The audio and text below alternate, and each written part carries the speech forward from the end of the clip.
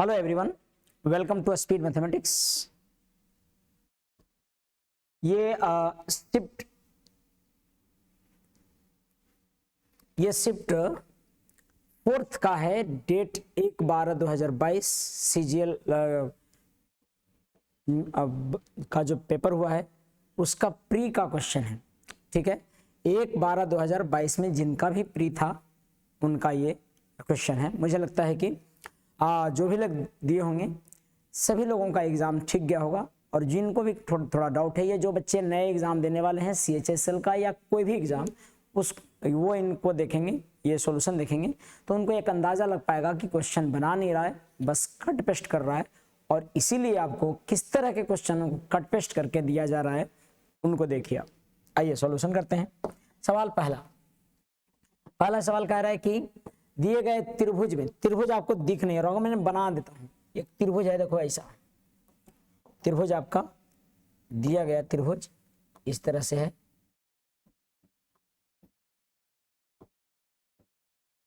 यहां पर A B C है और ये D है। त्रिभुज ABC में CD BAC का समद्विभाजक, मैं गलत लिख रहा हूं, त्रिभुज CD BAC का BCA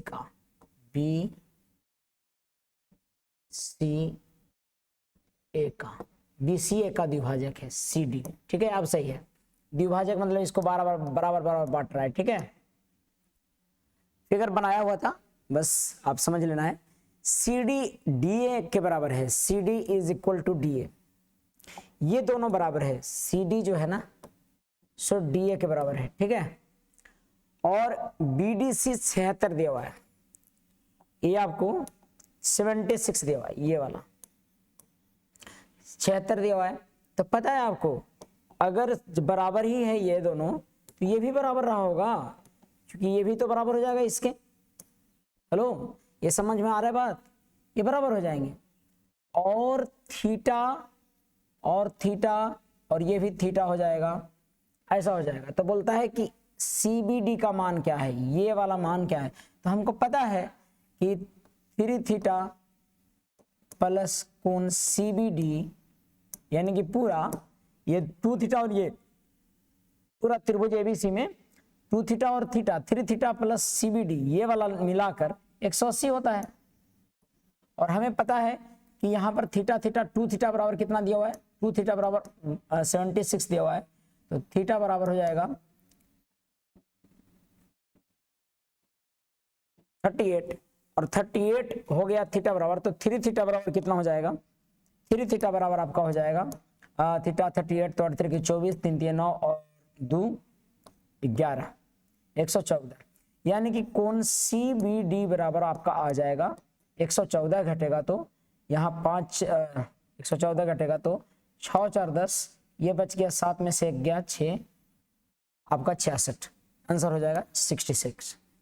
तो ये साधारण क्वेश्चन देता है, ऐसे एंगल विभाजित कर दिया, ये दोनों काट दिया, तो आपको पता है कि दो आंतरिक कोणों का योग बराबर होता है। तो 2 थीटा बराबर 76 लिख दिया आपने, थीटा निकल गया यहाँ से। अब त्रिभुज ABC में देख रहे हैं कि ये 2 थीटा है और ये थीटा है, और ये वाला कोण निकालना ही है। तो मैं लिख दिया 3 थीटा बराबर इतना, 2 थीटा प्लस थीटा 3 थीटा बराबर इतना। आसानी से बन गया होगा पहला सवाल, मुझे लगता है कि समझ में आया होगा।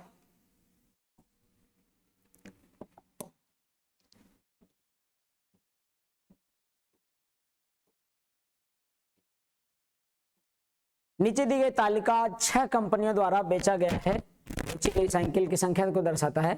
कह रहा है कि कंपनी ABC में साइकिल DEF ऐसा है, और साइकिल की संख्या दे रखा है। B द्वारा बेची गई साइकिल D द्वारा बेची गई साइकिल से क्या अनुपात है, B और D का अनुपात पूछ रहा है। B द्वारा 90 साइकिल है और D द्वारा आपका 165 है, तो क्या अनुपात है 90 और 165 का। B द्वारा बेची गई D द्वारा का 165 का, केयर कर लीजिए 165 का। तो 15 छक्का 90 और 15 एकम 15 और 15 एकम 15, 6:11 आ रहा है आपको काट पीट के। मुझे लगता है कि यही सही आंसर है, आपको समझ में आ गया होगा। अगला सवाल की तरफ बढ़ते हैं।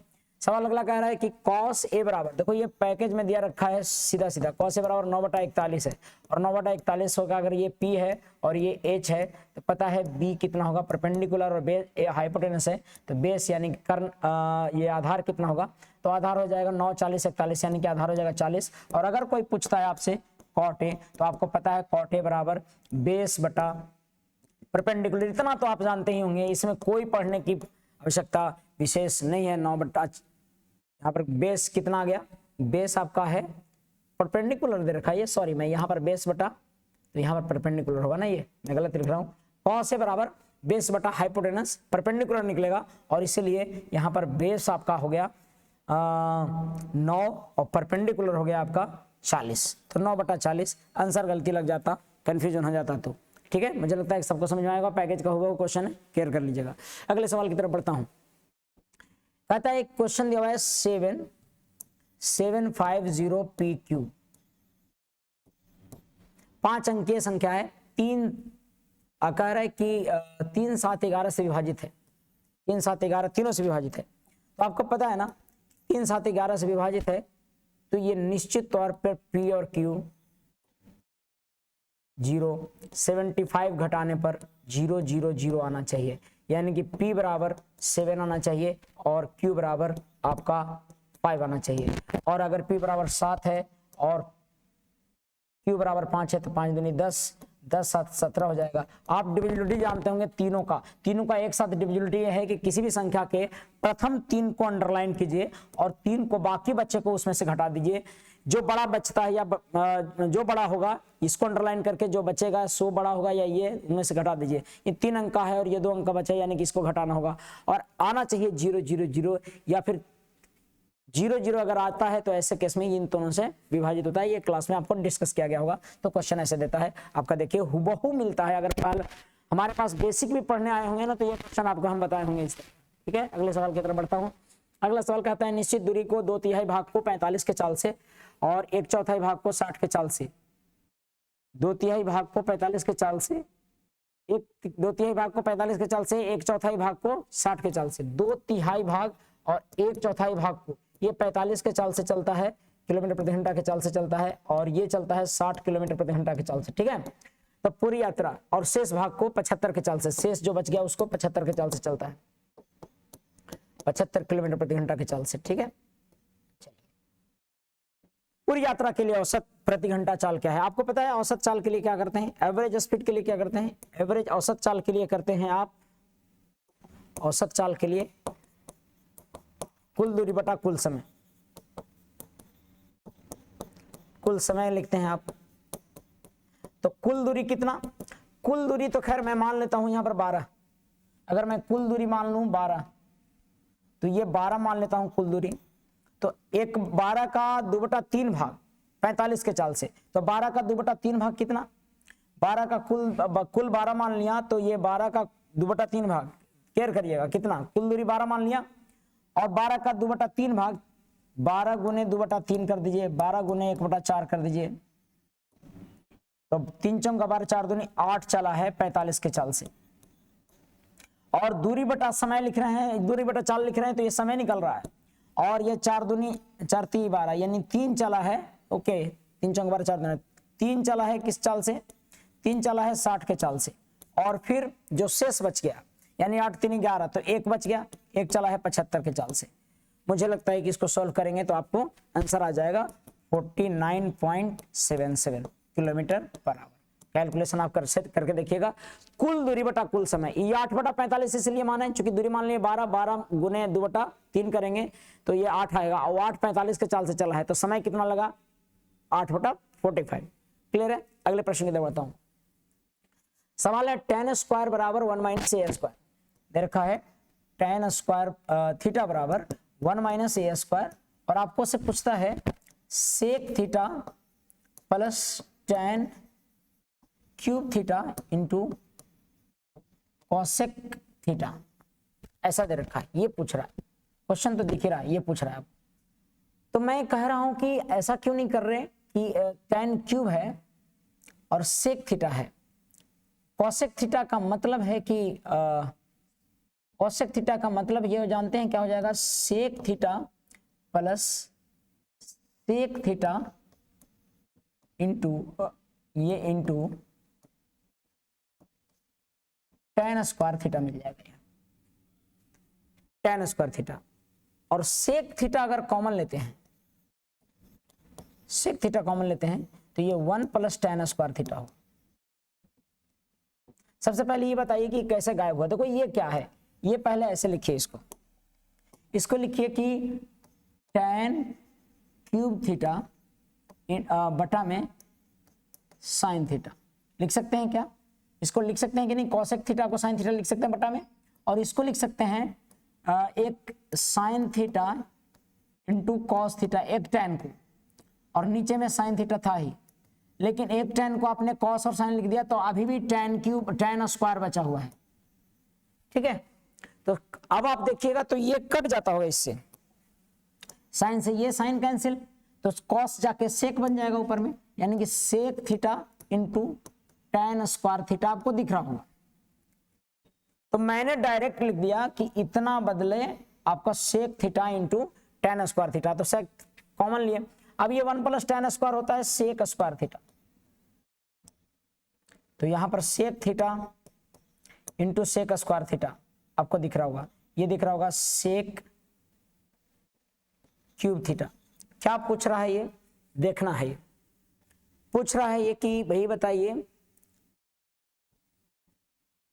कि इतना बराबर दिया हुआ है, आपको समझ में आ रहा होगा कि tan square 1 minus a square दिया हुआ है, तो a का वैल्यू के फॉर्म में इसको लिखना है। ठीक है, यहाँ पर a के वैल्यू का फॉर्म में लिखना है। मुझे लगता है कि ये आपको दिख रहा होगा कि अगर मैं इसको लिखूं, हालांकि लेंदी हो रहा है लेकिन इसको हम डायरेक्ट वैल्यू लेके बना सकते हैं। देखता हूं मैं वैल्यू लेके बाद में बताऊंगा, पहले इसको देखिएगा। अगर मुझे ये करना होगा तो मैं लिख सकता हूं इसको सेक स्क्वायर 1 प्लस क्या, इसको sec square -1, sec square theta -1 बराबर 1 माइनस a स्क्वायर, यानी कि सेक स्क्वायर थीटा बराबर क्या होगा पता है? सेक स्क्वायर थीटा बराबर होगा यहाँ पर सेक स्क्वायर थीटा बराबर sec square theta 2 minus a square आ जाएगा ये। ठीक है, 2 माइनस a स्क्वायर, तो सेक स्क्वायर यहाँ पर पता है सेक स्क्वायर नहीं है बल्कि सेक स्क्वायर क्यूब थीटा आ गया। मैं इसको स्क्वायर के टर्म में लिखूंगा तो लिखूंगा, ये बड़ा मुश्किल होता है एग्जाम में अगर करेंगे आप तो, लेकिन मुझे लगता है कि ऐसे बनाना ही नहीं है एग्जाम में। एग्जाम में कैसे बनाना है मैं बता दूंगा। ये 3/2 करेंगे और इसका वैल्यू दे रखा है आपका कितना, इसका वैल्यू दे रखा है 2 माइनस a स्क्वायर और ये 3/2। लेकिन ये हो गया लेंदी, है ना, ये हो गया लेंदी। एक बार आप ये लिख लीजिएगा, ये ऑथेंटिक ऐसे होता और बन जाता ऑथेंटिक ऐसे। लेकिन अगर किन्हीं को कोई डाउट है तो हम डायरेक्ट भी इसको बता सकते हैं, बशर्ते कि आपको a को मान लेना होगा 0। अगर a को 0 मानेंगे तो बहुत सारी बातें स्पष्ट हो जाएंगी। a को 0 मानोगे तो क्या होगा, मैं इसको मिटा देता हूं। ये समझ गए बात को कि ये tan स्क्वायर बराबर 1 माइनस a स्क्वायर दिया हुआ है, तो tan स्क्वायर बराबर 1 माइनस a स्क्वायर दिया हुआ है, तो इसको लिख सकते हैं सेक स्क्वायर थीटा बराबर 2 माइनस a स्क्वायर। मैंने यहां पर करके बताया है ये यहाँ पर, ठीक है। और फिर इसको तोड़ दिया मैंने, और ये थोड़ा लेंदी हो गया, आपको दिख रहा होगा, लेकिन अगर वैल्यू लेंगे तो आसानी से होगा। इसको मैं मिटा रहा हूं, आप देखना वैल्यू लेकर कैसे बनेगा। सब क्लियर है? अगला मतलब वैल्यू लेकर देखता हूं। देखो मैंने मिटाया इसको। अब देखो मैं क्या करूंगा कि a बराबर ले लूंगा 0, a बराबर ले लिया 0। अगर 0 ले लिया तो ये हो गया tan स्क्वायर थीटा बराबर 1, और a बराबर आपने 0 लिया है तो थीटा बराबर यहां क्या मिल गया, थीटा बराबर मिल गया 45 डिग्री। और थीटा बराबर 45 डिग्री लेंगे तो सेक 45 का मान आपका सेक 45 का मान होता है √2 और प्लस ये तो 1 हो गया 1 इंटू √2, यानी कि ये आ जाएगा हमारा कितना, ये आ जाएगा हमारा 2 इंटू √2, क्योंकि √2 प्लस √2 ये हो जाएगा, तो ये आ जाएगा 2 के पावर 3/2। ठीक है, और a का वैल्यू आपने क्या ले रखा था, a का वैल्यू ले रखा था आपने कितना, a का वैल्यू ले रखा था, a स्क्वायर का वैल्यू ले रखा था कितना 0, a स्क्वायर का वैल्यू 0 ले रखा था, तो ये भी 0 हो जाएगा। हालांकि ये ऑप्शन टक्कर जा रहा है, लेकिन आप ये वाला 0, ये वाला आंसर मैच कर जा रहा है 2/3, ये भी ऑप्शन टक्कर जा रहा है। लेकिन यहां पर देखना ये है कि इसको छांट कैसे सकते हैं 2a, तो यही दिक्कत होता है। कई बार होता है कि ऑथेंटिक वाला में इसमें 2 ऑप्शन टकर जाते हैं, इसके चलते मैंने ओरिजिनली बता दिया इसका आंसर, लेकिन हो जाएगा कौन सा तीसरा चूंकि 2 माइनस ए स्क्वायर होना चाहिए, स्क्वायर के फॉर्म में ही होना चाहिए, क्योंकि आपको ये दिख रहा है कि डिग्री आपका tan स्क्वायर के रिजल्ट में दिया हुआ है। मुझे लगता है कि ये प्रॉपर वे नहीं है सोल्व करने का। इसके पहले जो मैं बताया उससे आपको समझ में आया होगा कि वो वही तरीका है, लेकिन अगर छांटना होता तो ये दोनों ऑप्शन तो ऐसे ही कट गया था। ये वाला जो ऑप्शन है 2 माइनस ए का 3/2 ये मुश्किल होता, क्योंकि यहाँ पर a बराबर भी 0 लेंगे तब तो 0 ही हो जाएगा। इसका मतलब ये है कि a स्क्वायर 0 लीजिए, ये a स्क्वायर 0 होना चाहिए था, यहाँ पर a बराबर 0 है, इसीलिए ये ज़्यादा बेहतर आंसर इसका दिख रहा है। लेकिन बनाकर हम आपको बताए हैं वो ज़्यादा परफेक्ट है। ठीक है, ये आपको अनुमानित लगाना है तो रीजनिंग लगाना पड़ेगा कि a स्क्वायर बराबर 0 ले रहे हैं, दैट्स वाई a स्क्वायर यहाँ पर क्या होना चाहिए, 0 होना चाहिए। ये वाला ऑप्शन नहीं होना चाहिए, क्योंकि a बराबर 0 यहाँ पर ले रहे हैं। हालांकि a स्क्वायर बराबर 0 है तो a बराबर 0 होगा, लेकिन बात मेरा समझ गए होंगे। अगला सवाल की तरफ बढ़ता हूं। देखिए कह रहा है कि एक घोड़े को 20% के लाभ पर 6000 में बेचा जाता है। 20% लाभ का मतलब 5 वाला 6 में, CP 5 का है तो SP 6 का है, तो 30% लाभ पर बेचने के लिए किस मूल्य पर। तो ऐसे भी कह सकते हैं 100 वाला सामान 120 में बेचा जा रहा है, तो अगर 30% लाभ पर बेचना है तो 130 में बिकेगा, तो 120 बराबर 6000 है, तो 6000 नहीं बल्कि 60000 है, तो 130 बराबर कितना, तो 65000 हो जाएगा आंसर इसका। तो सवाल कुछ टफ देता है तो कुछ आसान भी देता है, कुछ घुमाता है कई बार। अगले सवाल की तरफ बढ़ता हूं। अगला सवाल कह रहा है 36 लीटर डीजल में चलता है 492 किलोमीटर। ठीक है, तो 33 लीटर डीजल में कितना चलेगा, कम चलेगा, और कम चलेगा तो ज्यादा 33 में कम चलेगा। ये तो 492 ऊपर ही लिखते हैं, और कम चलेगा, कम लाना है आंसर, तो 33 ऊपर और 36 नीचे। आप कैलकुलेट कर सकते हैं, इतना में इतना लीटर इतना किलोमीटर चलता है तो इतना लीटर में कितना चलेगा। ठीक है, काटिएगा, 11 33 और 12 36, 12 से काटेंगे बच्चों का 48, 12 एकम 12, 41 प्लस 41 यानी कि 451 किलोमीटर जो भी आता होगा आंसर है। चूंकि और एक नियम से यूनिटरी मेथड से डायरेक्ट आप करेंगे। बढ़ते हैं अगले सवाल की तरफ। कहता है PQ बराबर 6 है और P प्लस Q बराबर 6 है और P इंटू Q बराबर 4 है, तो Q का P का Q और Q का Q, ये क्या होता है पता है, P का Q और Q का Q, P प्लस यानी 6 का whole cube minus 3 into P plus Q यानी कि 6 और इंटू PQ यानी कि 4, जो भी आता होगा आंसर हो जाएगा। 6 6 36 6 216, 6 18 18 72 यानी कि 144 इसका आंसर हो जाएगा। आप लोग को क्लास में ये बताया गया है। ठीक है, अगले प्रश्न की तरफ बढ़ता हूं। अगला सवाल कह रहा है 8 सेंटीमीटर त्रिज्या वाले समान वृत्त एक दूसरे को इस प्रकार परिच्छेद करते हैं कि एक दूसरे के केंद्र से जाते हैं। ये बहुत इंपॉर्टेंट सवाल है, ध्यान दीजिएगा। ये क्लास में बताया गया है, डिस्कस किया गया है कि जब भी दो वृत्त एक दूसरे के केंद्र से जाते हैं तो ये जानते हैं क्या पूछ देगा, रेडियस पूछ देगा। और अगर रेडियस पूछ दिया, दोनों केंद्र से जाते हैं एक दूसरे के, तो अगर ये रेडियस पूछ दिया, रेडियस का मान पूछता है, तो रेडियस बराबर होता है R बराबर होगा ये कॉमन जीवा की लंबाई पूछता है, सॉरी रेडियस दिया रहेगा जीवा की लंबाई, तो जीवा की लंबाई √3 इंटू आर होता है। जीवा की लंबाई √3 इंटू आर। यहाँ पर क्या दे रखा है, त्रिज्या कितना दे रखा है 8, तो आंसर हो जाएगा √3 इंटू आर यानी कि √3 इंटू 8 यानी कि 8√3 आंसर हो जाएगा। याद रखना है कभी भी दो वृत्त एक दूसरे के केंद्र से जाती हो और जीवा की लंबाई पूछता है, उभयनिष्ठ जीवा यानी कॉमन कॉर्ड की लंबाई पूछता है, कॉमन जीवा की लंबाई पूछता है, तो ये आपको आंसर हो जाएगा। सवाल कहता है कि 6 पुरुष और 8 महिलाएं किसी काम को 10 दिन में करती हैं। मुझे लगता है ये आसान सा है। 26 पुरुष और 48 महिलाएं उसी काम को 2 दिन में करती हैं। तो क्या पूछता है, तो कहता है कि उसी काम को करने के लिए 15 पुरुष और 20 महिलाएं कितने दिन लेंगे। तो पहले यहां से क्षमता निकाल लीजिए फटाफट। क्षमता निकालेंगे, 2 से 2 5 10, 5 बार में कट गया, 6 5 30 आदमी बराबर प्लस 8 औरत, 8 5 40 औरत बराबर 26 आदमी और प्लस 48 औरत। जिनको छूटा हुआ है, क्लास कहीं नहीं पढ़े हैं, तो उनको पहले पढ़ना चाहिए। क्लास ऑफलाइन पढ़िए बिल्कुल। 6 4 10 यानी कि 4 मैन या 4 दूनी 8 मैन और वोमेन का क्षमता का अनुपात 2:1 हो जाएगा। ठीक है, और फिर क्या करेंगे, इसको जब निकालना है तो कुछ नहीं करना है, सिंपली आपको पुट कर देना है इसमें। एक काम को निकाल लेना है, ये वाला काम निकाल लेते हैं। तो 6 आदमी और प्लस 8 औरत जो 10 दिन में काम कर रही थी, उसी काम को करवाना है हमको 15 पुरुष और 20 औरतों से। कितना दिन में करेंगे, ये x दिन में करेंगे। आपको क्या करना है पता है, आपको सिंपली यहाँ पर वैल्यू ले लेना है, किसके, मैन का क्षमता 2, औरत की क्षमता 1, मैन का क्षमता 2 और औरत की क्षमता 1 और पुट कर देना यहाँ पर। ये क्लास के बेसिक में देखे होंगे। 6 दूनी 12 8 20 20 नहीं है 200, 6 दूनी 12 8 20 20 नहीं है 200, 15 दूनी 30 30 20 50 और 50 गुने 100 यानी कि x बराबर आपको दिख रहा होगा 4 दिन आंसर। क्लियर है बात? तो ये ऐसे आपको बनाना था। ये आसान था, रहता है सभी के पैकेज में होंगे, मुझे लगता है कि इतना तो जानना ही चाहिए। मेरे यहाँ तो हुबहू ये पैकेज, ये क्वेश्चन मेरे यहाँ तो हुबहू ये पैकेज के क्वेश्चन जैसा है। आप देख रहे होंगे कि एक दिया हुआ है यहाँ पर, नहीं पता लग रहा होगा तो मैं इसको लिख दे रहा हूँ बड़ा में, ताकि आपको दिखने लगे, पता लगने लगे। सवाल देखिएगा,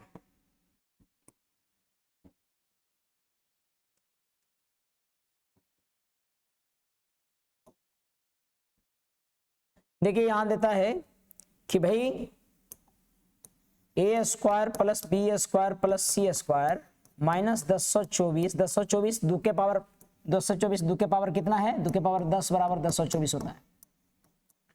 ठीक है, याद रखना है। इतना बराबर, अच्छा इतना बटा a B plus b c, plus नहीं बल्कि minus B C minus C a बराबर -2 है और a प्लस बी बराबर दे रखा है 5c। तो c का वैल्यू निकालिए, ऐसा क्वेश्चन है। अगर नहीं दिख रहा होगा तो मैं क्या करूंगा, यहां से सबसे पहले तो मैं ले जाऊंगा इसको उस तरफ, तो ये मिलेगा आपको a square plus B square plus C square minus 1024 बराबर -2 into A B minus B C minus C A. और अगर सभी को इधर ले आएंगे और इसको उधर लेते चले जाते हैं तो 1024 दिख रहा होगा और ये मिल रहा होगा A square plus B square plus C square और माइनस के जगह पर +2 into A B minus B C minus सी ए।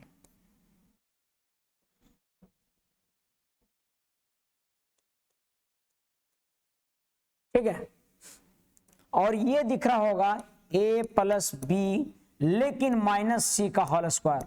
क्यों? क्योंकि सी जहां जहां है वहां वहां माइनस में है, तो ये हो जाएगा 1024। 1024 जानते हैं कितना का स्क्वायर है? 1024 स्क्वायर है, या फिर आप कह सकते हैं हाँ 1024 आपका 32 का स्क्वायर है। ये 2 के पावर 5 का स्क्वायर है ना, 32 का स्क्वायर है। यानी कि आपको दिख रहा होगा कि a प्लस बी माइनस सी बराबर 32 हो गया। अच्छा यहां पर क्या दे रखा है? कहता है कि a plus b is 5c। So मैं लिख सकता हूं कि 5c माइनस सी बराबर 32, यानी कि 4c बराबर 32, यानी कि c बराबर आपका 8। आंसर इसका हो जाएगा 8। ठीक है, क्लियर है बात? आंसर हो जाएगा 8। बढ़ते हैं अगले सवाल की तरफ। अगला प्रश्न कर रहा था उस घन की कोर ज्ञात कीजिए जिसका आयतन 6 8 10 है और कोर वाले घनों के आयतनों के योगफल के बराबर है। अच्छा, उस घन का आयतनों के योगफल के बराबर है जिनका आयतन दे रखा है, आयतन जिसका आयतन इतना कोर वाले घन, इसका आयतन 6 का क्यूब, आपको 8 का क्यूब और प्लस 10 का क्यूब, और ये जो इसको बरा मिला के जो बनेगा आयतनों के योगफल के बराबर जो आएगा वो होगा a का क्यूब। ऐसा बोल रहा है तो पूछता है कि उस घन का कोर यानी कि a ज्ञात करिए। यानी कि छोटे छोटे घन है, तीन घन है और तीनों को मिलाना है और तीनों को मिलाकर और एक बड़ा घन बना देना है जिसका और उसके कोर का निकालना है। तीनों घन को मिलाकर बड़ा घन बना देना है और उसका कोर निकालना है। 3 घन है और इसका एक बड़ा सा घन बना देना है। तो इसका पूछता है कि ये तीनों को बराबर, इसका पूछता है कि क्या होगा घन का भुजा। तो ये आपको एक बात जानना चाहिए, याद रखना है इसको कि कभी भी ऐसा हो तो 3 4 5 घनों का आयतन 3 का क्यूब, 4 का क्यूब और 5 का क्यूब बराबर होता है 6 का क्यूब। ठीक है, 6 का क्यूब होता है।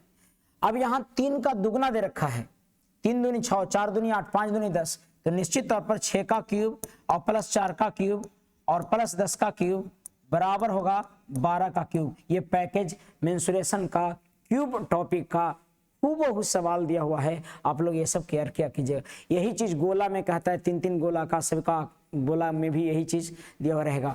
तो ध्यान दीजिएगा, आंसर हो जाएगा 12 सेंटीमीटर इसका आंसर ए का। अगले प्रश्न की तरफ बढ़ते हैं। अगला सवाल कह रहे हैं नीचे दिया गया वृत्त में चित्र में 7 विभिन्न कंपनियों की बिक्री को दर्शाता है।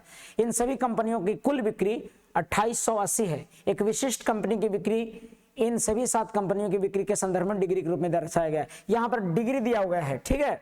टोटल 360 डिग्री होता है, आप जानते हैं कि सेंटर पर टोटल 360 डिग्री होता है। कहता है जी तथा एच की औसत बिक्री और डी और आई के बिक्री से कितनी प्रतिशत अधिक है। जी तथा एच की औसत बिक्री, जी और एच किधर गया, जी और एच 73 है और जी आपका 13 है, 73 + 13 औसत बटा 2 है ना। और डी और आई के औसत बिक्री से, डी तथा आई का औसत बिक्री से, डी तथा आई का औसत बिक्री, तो डी का कितना दे रखा है आप देखिएगा, डी का 17 दे रखा है और आई का दे रखा है 53, इसका औसत 2। इससे कितना अधिक है ये पूछ रहा है। तो देखो 3 3 6 और 4 86 का हाफ कितना होगा आपको 43, और ये कितना आ रहा है 7 3 10 60 आ रहा है, 60 का 70 आ रहा है, तब 35 हो जाएगा ये। तो 35 से कितना अधिक है ये बोल रहा है, कितना प्रतिशत अधिक है। अब प्रतिशत अधिक बताइए।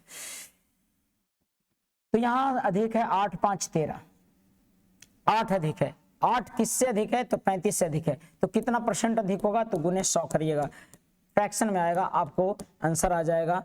पता नहीं लग रहा है तो ये जो भी काट पीट के आएगा यहाँ पर मैं लिख देता हूँ 7 5 35 और 20 5 100, 20 80 8 दूनी 16 160/7%, जो भी आ जाता है। 7 या 21, 7 दूनी 14, फिर बच गया आपका 6, 7 दूनी 14, 2 बच गया, 7 दूना 14, फिर बच गया 6, और उसी तरह से 22.86% आपका ये आएगा कैलकुलेट करके, अपने से देखिएगा।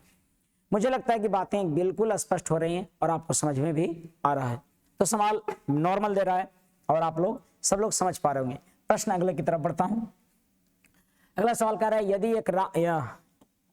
यदि राम एक निश्चित यात्रा को अपनी सामान्य चाल के 60% से चलता है। देखो भाई सामान्य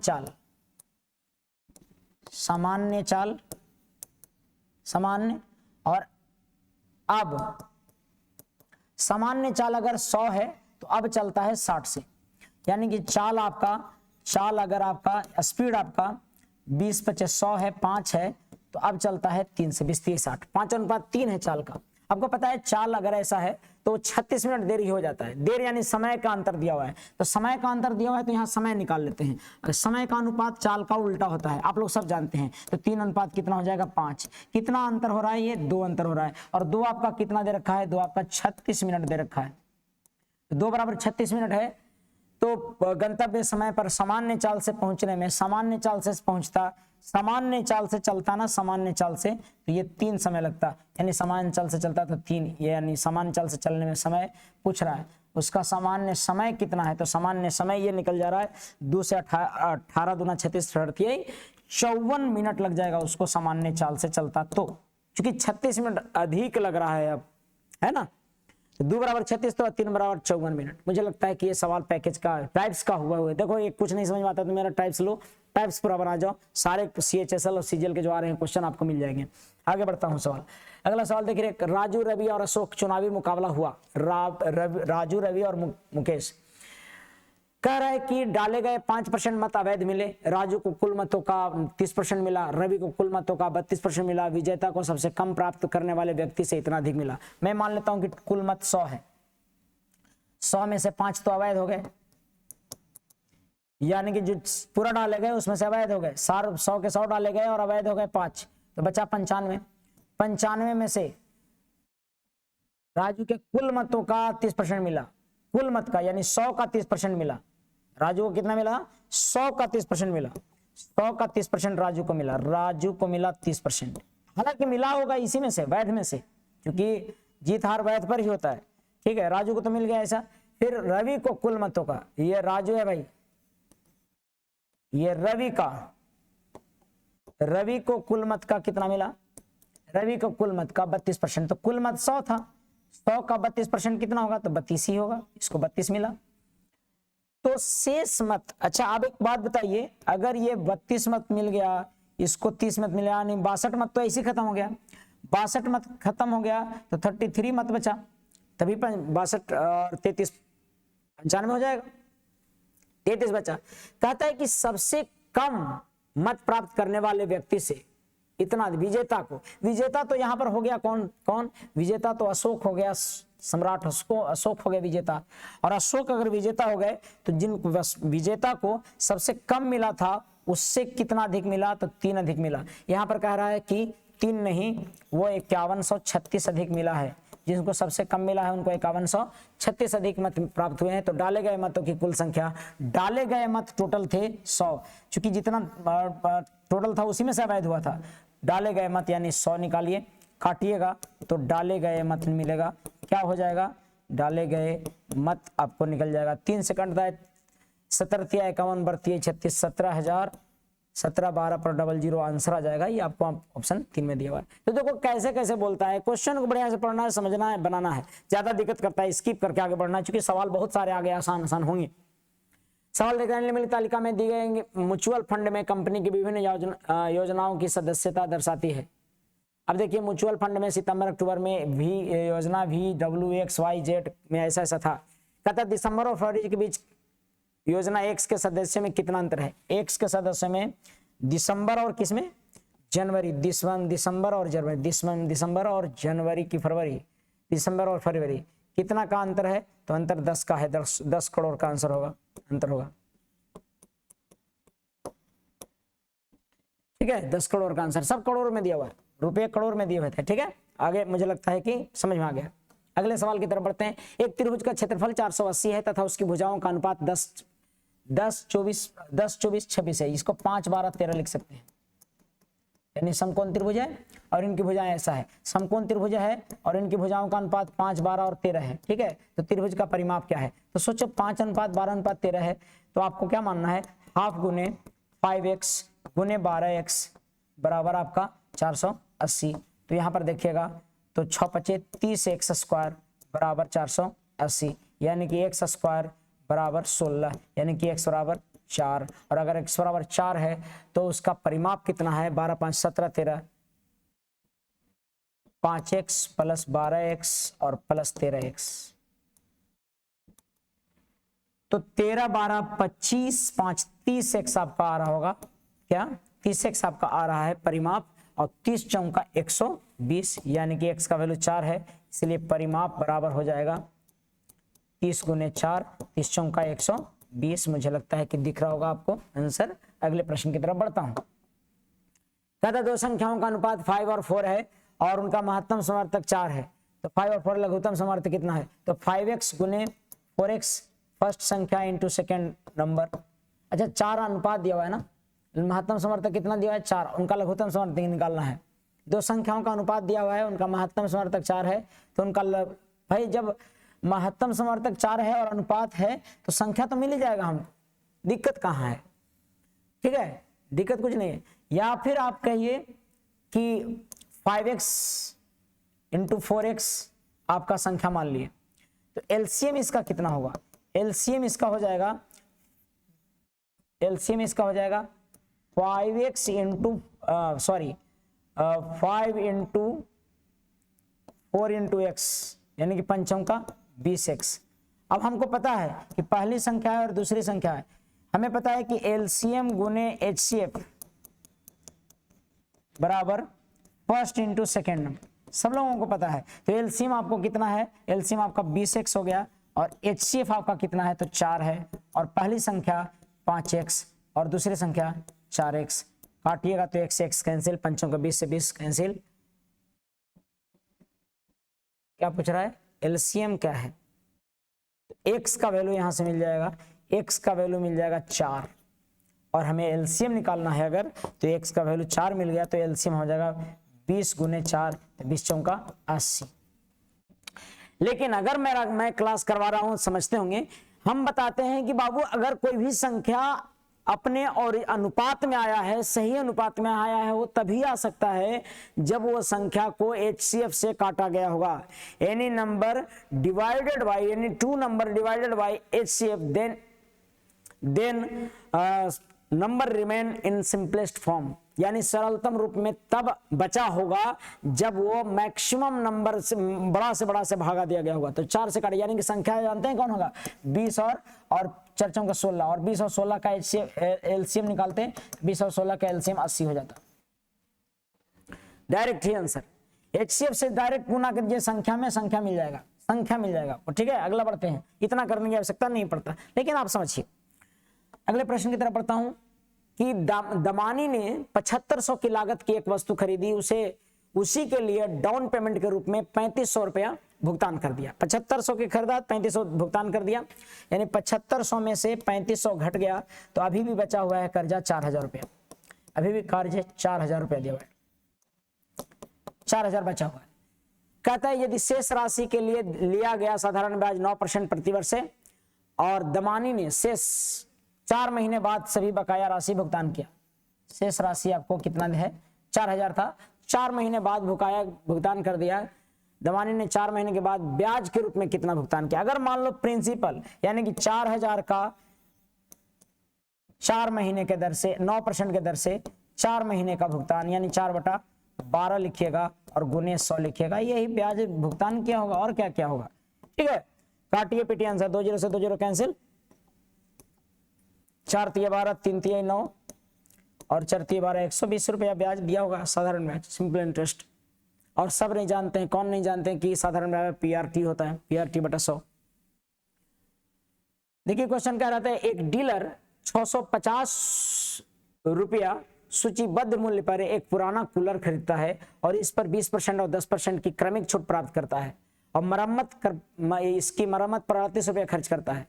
तो भाई साहब 650 रुपया के समान था, 650 के समान था, 20 और 10 के क्रमिक छूट मिला है और 38 रुपया और खर्च करता है, फिर कूलर को बेचता है। तो 20 और 10 की छूट आपको पता है कितना होता है, 20 - 10 प्लस 20 गुने 10/100। इक्विवेलेंट छूट आपको जानना होता है कि ये कितना होता है, समतुल्य छूट, दोनों के बदले एकल छूट कितना होगा, तो 2 घट जाएगा 30 में से, यानी कि 28% की छूट होगा। और 28% का छूट होगा अगर, तो बिकेगा कितना में, ये बिकेगा नहीं, मतलब इसको मिला होगा कितना में, 650 गुने 72/100, 8 2 10 7 2 9 1 10, इतना में मिला होगा। और इसमें 38 रुपया और खर्च किया होगा, काहे कि उसको मरम्मत करवाया है और उसके बाद से उसको 20% लाभ पर बेचता है। तो विक्रय मूल्य कितना है, विक्रय मूल्य 20% लाभ, यानी कि 120/100 में बिका होगा। जो भी कैलकुलेट करके आता है आंसर हो जाएगा 607 रुपया 20 पैसा, यही आंसर है आपका। तो ये आ जाएगा कैलकुलेट करके। लेकिन समझिए कि ये 28% डिस्काउंट क्यों लिए हम, फिर उसको बढ़ाना है 20% लाभ पर, तो 20% लाभ पर बढ़ा दिया हमने, 20% कर दिया इसको गुना, तो एसपी मिल जाएगा। मुझे लगता है कि बढ़ना चाहिए। अगले सवाल की तरफ। सवाल कह रहा है कि भैया ऐसा है कि 428 का क्यूब दिया हुआ है और प्लस 348 का क्यूब दिया हुआ है, ये 3 बार लिखा हुआ है और नीचे में दे रखा है 428 का स्क्वायर माइनस 428 गुने 348। अगर आप क्लास करते होंगे कहीं भी तो ये तमाम सवाल आपको, मेरे पास तो खैर बताया जाता है, एकदम हूबहू क्वेश्चन आपको बताया जाता है, ऐसे होगा तो आपको कट मिलेगा। यानी कि ये वही वाला फॉर्मूला है, आप सब लोग जानते हैं कि A cube plus B cube दिया हुआ है, बटा में A square minus A B plus B square दिया हुआ है, और ये मिलेगा आपको ए प्लस बी मिल जा रहा है। यानी कि यहाँ पर इसको से भागा देते तो 428 प्लस 348 मिलेगा, और 8 8 16 के 6 हाथ में 1 4 2 8 1 9 और 4 3 7, 776 4 2 6 1 7 ना, 776 आ जाएगा। कैलकुलेशन करके आपको आंसर लगा देना है। तो केवल क्योंकि इतना बराबर ए प्लस बी है तो केवल हमको ये दोनों को जोड़ देना है, यही दोनों को जोड़ देना है, सीधा सीधा जो आएगा सो आंसर हो जाएगा। अगले प्रश्न की तरफ बढ़ते हैं। अगला सवाल कह रहा है कि 16 आपको देता है 16 cos क्यूब पाई बटा 6 माइनस 12 cos पाई बटा 6। आपको पता है cos क्यूब करके और cos क्यूब रहे तो आपको एक बात याद रखनी चाहिए कि cos 3 थीटा बराबर होता है 4 cos cube theta minus 3 cos theta होता है। ठीक है, 4 cos cube theta minus 3 cos theta होता है। यानी कि अगर आपको यहाँ पर 16 cos क्यूब थीटा दिया हुआ है और माइनस 4 12, ये वाला ध्यान में रहेगा तभी आ पाएगा। देखो फॉर्मूला मैंने ट्रिग्नोमेट्री का एक डाल दिया है वीडियो, जितने सारे फॉर्मूले हैं सब एक ही में डाल दिया गया है और ये तो उसी में से पूछता है, तो आप इसको देख लीजिएगा एक बार। यहाँ पर आपको 4 से गुना करेंगे ना तब ये मिलेगा 4 cos थीटा। स्पीड मैथमेटिक्स में जाके ट्रिग्नोमेट्री का और सभी फॉर्मूले सर्च कीजिएगा, सब मेरे द्वारा ड्राइव किया मतलब बताया गया है, जो कि आपको याद करना कंपलसरी है। बहुत बच्चे पूछते रहते हैं कितना याद करें, क्या सब याद कर जाएं 11th वाला? नहीं, केवल बताया गया है छांट को, उसमें उतना याद कीजिए। अब यहाँ पर थीटा बराबर पाई बटा कितना था, थीटा बराबर पाई बटा 6 है, यानी कि 30 है। तो क्या नहीं लगता है आपको कि 4 गुने 30 cos 90 आएगा आपको, अगर यहाँ पर 16 cos पाई बटा 6 माइनस 12 cos पाई बटा 6 लिखेंगे तो। और यहाँ पर इतना का वैल्यू कितना आ रहा है, इतना का वैल्यू आ रहा है 0, 4 गुने 0 करेंगे तो पूरा हो जाएगा 0। 16 cos क्यूब पाई बटा 6 माइनस 12 cos पाई बटा 6, 0 आ जाएगा। समझ में आ रहा है मामला ये है। हाँ, आप एक काम कर सकते थे कि पाई 6 का मान निकालते, cos पाई 6 का मान, तब भी आंसर आ जाता, तब भी 0 आ जाता, ये दोनों का वैल्यू बराबर आ जाता। यानी क्या नहीं करते, इतना फॉर्मूला नहीं जानते रहते तो क्या करना था, 16 गुने लिखना था cos 30 का मान 1/2, तो 1/2 का क्यूब हो जाता है, ठीक है, 1/2 का क्या हो जाता, क्यूब हो जाता, और फिर माइनस 12 गुने 1/2 होता। यहां पर 2 दूनी 4 दूनी 8, यहां पर हो रहा है आपका cos 30 का मान, ठीक है, यहां पर हो रहा है 16 गुने 1/8। कुछ गड़बड़ है क्या? cos pi by 6, cos pi by 6, cos 30 का मान, cos 30 का मान आधा 12 गुने आधा 6, और यहां पर आधा का पावर 3।